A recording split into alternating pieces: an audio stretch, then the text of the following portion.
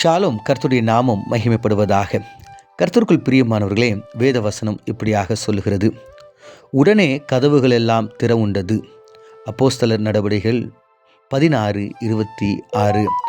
கர்த்தருக்குள் பிரியமானவர்களே, நாம் வாசிக்க தியானிக்க எடுத்துக்கொண்ட இந்த வேத வசனம் கடந்த நாட்களில் நம்ம தியானித்து வந்த பிரகாரம் வாக்குத்தத்த வசனத்தை ஆதாரமாக கொண்டு வேதத்தில் கர்த்தர் திறந்த வாசல்களை, திறந்த ஒரு ஆசீர்வாதத்தை நமக்கு வைக்கிறார் என்பதை நாம் தியானித்தோம்.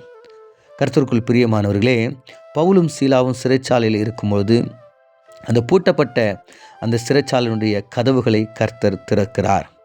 அதே விதமாக அப்போஸ்தலர் நடவடிக்கைகள் 5:19 நம்ம பார்க்கும்பொழுது சிறைச்சாலையினுடைய கதவுகளை திறக்கிறத நம்ம பார்க்கிறோம். அது சீஷர்கள் எல்லாம் அங்கே வைக்கப்பட்ட நிலையில் கர்த்தர் அந்த சிறைச்சாலையை திறக்கிறார். அப்போஸ்தலர் 12:10 நம்ம பார்க்கும்போது இரும்பு கதவண்டையிலே வந்தபொழுது அது தானாய் திறந்தது என்று பார்க்கிறோம். அப்போ இந்த எல்லாமே ஒரு பூட்டப்பட்ட ஒரு நிலை, ஒரு அடிமைத்தனத்தின் நிலையை நம்ம பார்க்கிறோம். சீஷர்கள் சிறைச்சாலையில் வைக்கிறாங்க. தேவனுடைய மனிதனாகிய பவுலின் சீலாவையும் சிறைச்சாலையில் வைக்கிறாங்க. தேவனுடைய மனிதனாகிய பேதுருவை சிறைச்சாலையில் வைக்கிறாங்க. இந்த நிலைகளில் எல்லாவற்றும் பூட்டப்பட்ட அடிமை நிலைமையில் இவர்கள் வைக்கப்படும் பொழுது கர்த்தர் வந்து கதவுகளை திறக்கிறார். இதில் ஒரு அதிசயம் என்னன்னா, பேதுருக்கிட்ட சொல்லும்போது சொல்ற இரும்பு கதவண்டையிலே வந்து நிற்கும்போது அந்த இரும்பு கதவுகள் தானாகவே திறந்தது என்று. கர்த்தருக்குள் பிரியமானவர்களே, இந்த வருஷம் ஆண்டவர் மீண்டும் சொல்லுகிறார், நான் உங்களுக்கு முன்பதாக திறந்த வாசல்களை வைக்கிறேன். பூட்டப்பட்ட வாசல் கிடையாது, திறந்த வாசல். அது இரும்பால் செஞ்சதாக இருக்கலாம், கட்டைகள்னால் செஞ்சதாக இருக்கலாம், இல்லை மரத்தினால், எந்த விதமான மரமாக இருக்கலாம். எப்படிப்பட்ட கதவுகளாக இருந்தாலும் பூட்டப்பட்ட கதவுகள் இயேசுவின் நாமத்தினாலே நான் திறந்து வைக்கப் போகிறேன் என்று கர்த்தர் சொல்கிறார். ஒருவேளை நீங்கள் அடிமைத்தனத்தில் இருக்கிறீங்களா? கடன் என்கிற சிறைக்குள்ளாக இருக்கிறீங்களா?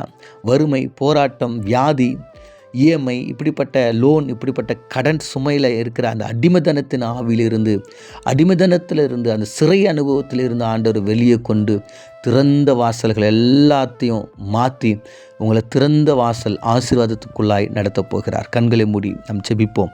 எங்களை அதிகமாய் நேசிக்கிற எங்கள் நல்ல தகப்பனே, நாங்கள் தியானித்த இந்த வேத வசனத்தின் பிரகாரம் அப்பா, திறந்த வாசல்கள், இந்த சிறைச்சாலை அனுபவம், அடிமைத்தனத்தின் ஆவிகளை எடுத்து போட்டாண்டவர் நம்முடைய பிள்ளைகளுக்கு முன்பதாக திறந்த வாசல் என்கிற ஆசீர்வாதத்துக்குள்ளாய் நடத்தும்படியா. யாரெல்லாம் ஆண்டவர் இந்த இஎம்ஐ, லோனு, கடன் பிரச்சனை, இப்படி அப்படின்னு இருக்கிறாங்களோ எல்லா அடிமைத்தனங்களும் இயேசுவின் நாமத்தினால மாறி நம்முடைய பிள்ளைகளை திறந்த வாசலிலே நடத்தும்படியா இயேசு மூலம் ஜெபிக்கிறோம் நல்ல பிதாவே, ஆமேன்.